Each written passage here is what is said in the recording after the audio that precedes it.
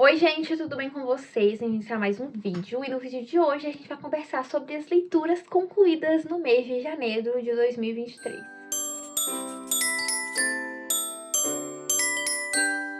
Gente, janeiro foi o mês das leituras. Eu estou chocada porque eu li no total 7 livros, o que pra mim é muita coisa, tá? Mas também janeiro foi um mês infinito, foi um mês com 54 dias, não acabava nunca. Então, tá explicado o motivo de ter lido tanta coisa, tá? Então, hoje a gente vai conversar sobre os livros que eu concluí, não que necessariamente eu tenha começado em janeiro, tá? Alguns são leituras que vieram lá de dezembro, né, do ano passado e que ainda permaneceram. Então, sem enrolação, eu vou começar com o primeiro livro finalizado, que foi O Mestre e Margarida, do Mikhail Bulgakov. Se você me acompanha no Instagram, você já sabe que a minha experiência de leitura com esse livro não foi tão boa. Esse livro aqui, ele foi um caso de um livro que eu fui com uma expectativa muito alta e eu acabei me decepcionando com ele, tá? Não que o livro seja ruim. E aí eu vou explicar sobre isso aqui agora com vocês, tá? Porque que acontece, né? Falando brevemente sobre a sinopse, aqui a gente vai ter um livro que é uma espécie de pacto fáustico, porque a gente vai ter o diabo chegando em Moscou junto com seu séquito. E em algum momento dessa história, os caminhos do mestre e da Margarida vão se cruzar com o diabo, e aí a gente vai acompanhar essa história. Só que esse livro ele não funcionou pra mim, porque ele exige que você tenha certos conhecimentos pra você entender o que ele tá fazendo aqui. O que acontece? Esse livro ele é um livro muito divertido, realmente. Só que o Bulgakov, ele tá fazendo uma sátira e uma alegoria aqui para algumas coisas. A primeira delas é a União Soviética, então ele tá fazendo críticas à União Soviética. Só que, cara, se você não sabe muito sobre isso, você não vai pegar essas críticas que ele tá fazendo. Ele tá fazendo críticas também sobre as artes, né? Como que os escritores da época divulgavam a União Soviética. Então, pra você ter noção, aqui atrás tá escrito um negócio que eu lembro que quando eu vi, eu fiquei assim, cara, eu li esse negócio errado. Eu li esse negócio errado. Aqui tá escrito assim, ó. História de amor e desejo, sátira do mundo das letras e das pequenas e grandes vaidades humanas, além de crítica ferina, mas bem-humorada ao regime soviético. O romance empresta recursos da linguagem teatral, musical e mesmo da linguagem cinematográfica, com cortes e saltos temporais e espaciais que imprimem à narrativa um ritmo vertiginoso, divertido e sempre surpreendente. Gente, assim, eu não vi nenhuma dessas críticas que ele fez aqui, sabe? Igual eu falo aqui, do mundo das letras, pequenas vaidades humanas, da União Soviética. Pra mim, isso não ficou claro, sabe? Não ficou claro. Então, tipo assim, as primeiras páginas, elas fluíram muito bem pra mim, porque era um livro que tava sendo muito divertido, tava rindo demais acompanhando as coisas que estavam acontecendo. Só que aí foi chegando num ponto que a narrativa, ela foi ficando muito cansativa. Porque o mestre, né, que é um dos personagens, ele vai escrever um romance sobre a vida do Pôncio Pilatos. E aí ele vai, o Mikhail Bulgakov vai transcrever e colocar pra gente capítulos desse livro, em específico capítulos sobre a crucificação de Cristo. E pra vocês terem noção que o meu conhecimento prévio sobre o assunto era tão pouco que eu não consegui nem perceber que era sobre a crucificação de Cristo. Então esse é daqueles livros que não dá pra você ir cru, só ler ele e pronto, acabou. A não ser que você não queira entender o que tem por trás. Se você for só levar em consideração, o diabo, essa secta em Moscou, vão cruzar ali o Mestre Margarida, papum, é um livro divertido, pronto. Agora, se você se preocupa em entender o que tá por trás, e você não sabe essas coisas, pode ser que ele não funcione pra você igual ele não funcionou pra mim. Porque não entender essa alegoria, essa sátira por trás, fez com que eu não entendesse certas escolhas, igual não fazia sentido nenhum pra mim o porquê dele colocar esses trechos desse romance chato pra caramba do Pôncio Pilatos, porque, ó, serão pra vocês, tá? Eu achei muito chato esses capítulos. Eram capítulos que eu queria pular, que eu não tava aguentando, que eu lia correndo, porque eu tava achando extremamente chato. E fora que eu senti uma grande diferença entre a primeira parte e a segunda parte do livro. Eu falei, o começo dele, ele flui muito bem, ele é muito divertido. Mas depois vai acontecer algumas coisas que pra mim o livro ele foi ficando muito cansativo. Eu até, no dia que eu fui no Scooby ver as opiniões das pessoas, teve um cara que ele exprimiu exatamente o que eu tava sentindo. Porque eu lembro que eu cheguei aqui Tava faltando 100 páginas e eu tava achando a leitura tão cansativa que eu não tava aguentando mais, que eu tava querendo largar, porque eu achei que já tinha dado, sabe, de história, que não precisava mais, que já tava na hora de acabar. Então, assim, eu gostei do livro, né, depois de ter esculachado, eu falo que eu gostei, mas eu gostei do livro, só que ele não funcionou da forma que eu esperava que fosse funcionar, sabe? Igual, como eu falei, ele é um livro muito divertido, eu ri em vários momentos, mas por não ter esse conhecimento prévio sobre as coisas que ele está criticando, eu não entendi o que ele estava fazendo aqui, sabe? Então, por não ter entendido, acabou que a experiência de leitura, ela não foi boa pra mim, entende? Então, a dica que eu dou pra você, se você pretende ler, talvez seja interessante que você pesquise um pouco sobre o contexto de escrita, até sobre a própria vida do autor, porque o mestre, né, depois do que eu dei uma pesquisa do mestre, ele reflete muito algumas coisas do próprio Bulgakov, né, quase como, não sei se dizer um alter ego, mas, enfim, eles têm algumas semelhanças entre si que se você sabe de antemão, muita coisa aqui faz mais sentido, tá? Então, enfim, eu fiquei um pouco decepcionada, mas não achei o livro ruim. Depois de finalizar O Mestre e Margarida, finalizei um dos meus livros da meta de 12 livros, que foi Sonhos de uma Noite de Verão. E esse eu não vou falar muito, porque a gente tem um vídeo pra ele aqui no canal, que foi uma peça que eu gostei muito de ler, gente. Assim, eu tinha muito tempo que eu não lia Shakespeare, que eu tava demorando a pegar pra ler, mesmo com vontade, porque eu não gosto muito do formato de leitura de uma peça. Eu gostaria de assistir uma peça, sabe? Então eu fiquei relutante, assim, em pegar pra ler, mas eu falei assim, não, eu vou ler, eu vou colocar. E aí eu queria muito ler Sonhos de uma Noite de Verão por causa do filme Sociedade dos Poetas Mortos.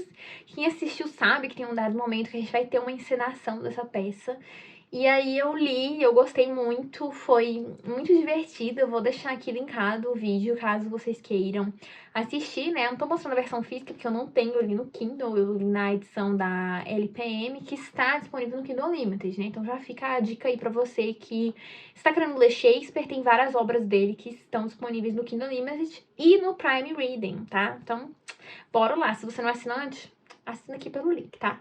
Então, depois de finalizar esse livro, que foi uma maravilha, que eu gostei demais, eu li um livro de literatura nacional, que foi o Cirandas de Pedra, da Lídia Fagundes Telles. Pra esse livro aqui, eu não fiz uma resenha em vídeo, eu fiz escrita lá no meu Instagram, porque agora eu decidi que eu vou voltar a postar resenhas, impressões de leituras nesse sentido lá no Instagram. Porque assim, gente, eu resolvi que eu vou voltar a postar no Instagram como se eu estivesse em 2012. E caguei pro Mark Zuckerberg, e é isso, tá? Então, se você quer saber em detalhes, vai lá no meu Instagram, o link está aqui também na descrição. Me siga se você ainda não me segue, tá? Então, esse daqui foi o meu primeiro contato com um romance da Lídia, porque até então eu só tinha lido os contos dela aí. Meu Deus, que mulher maravilhosa, assim, uma exímia contista. Aliás, já fica a dica aí, caso você queira começar a ler Lídia, leia os contos que você vai ser muito feliz. Então eu queria ler agora um romance, e eu tinha ficado muito entre esse e As Meninas.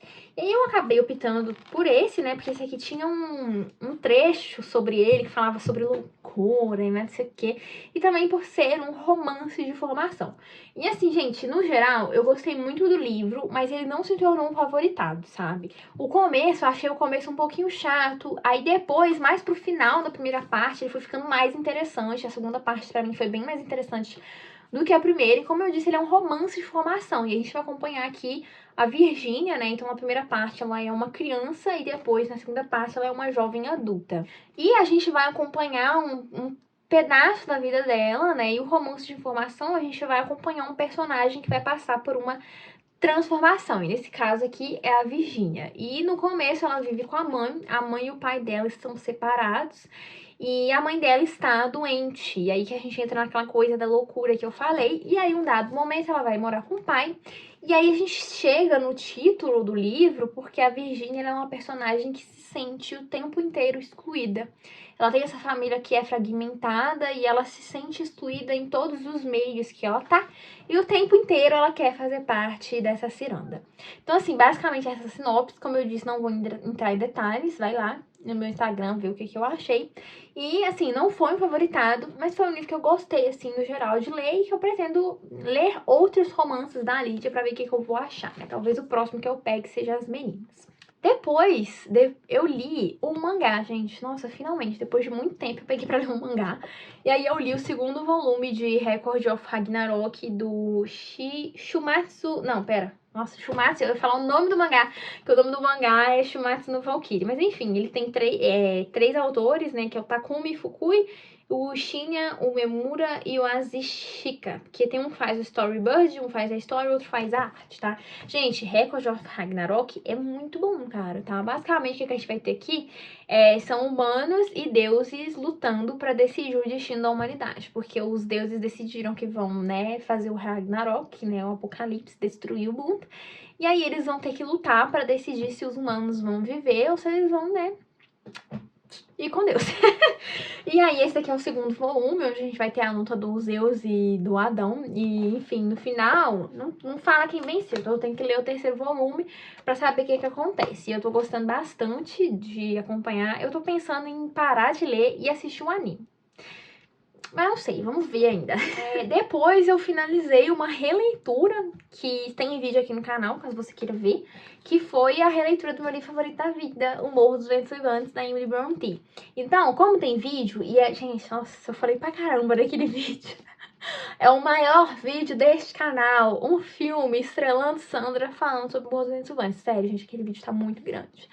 Então, assim, eu fiz uma resenha completíssima sobre, né, também aquele tempo que ficou, se não tivesse completa, pelo amor de Deus, do meu livro favorito.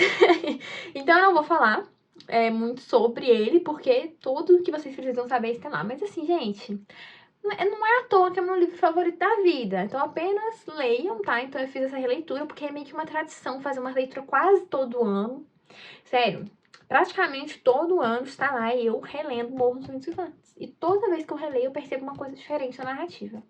Pra vocês verem, né? Um clássico é aquele que nunca deixou de dizer o que tem pra dizer. Já dizia Italo Calvino, né? Então, enfim, não vou entrar nos detalhes, porque a gente tem vídeo, né? O filme lá, então vão lá assistir o filme do Morro dos Ventos Vivantes.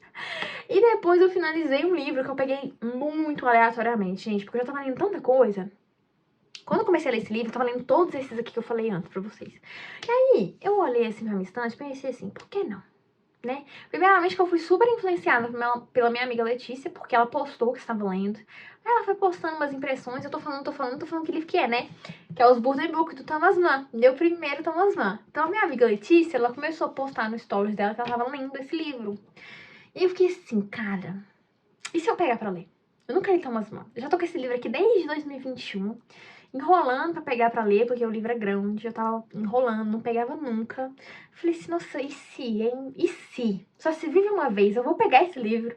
Aí eu peguei, aí eu fiz uma meta pra mim conseguir ler ele em 4 semanas, porque eu tava lendo muita coisa, pra não ficar acumulando 1000 leituras, sabe? Senão eu ia ficar até sem conteúdo neste canal. Aí eu fui lá e fiz a divisão pra ler ele em 4 semanas. E, gente, consegui ler ele em 4 semanas. Ainda não fiz vídeo, eu tô pensando se eu vou fazer, tá? Mas o que a gente vai ter aqui é um livro sobre a decadência de uma família, que são os Buddenbrook.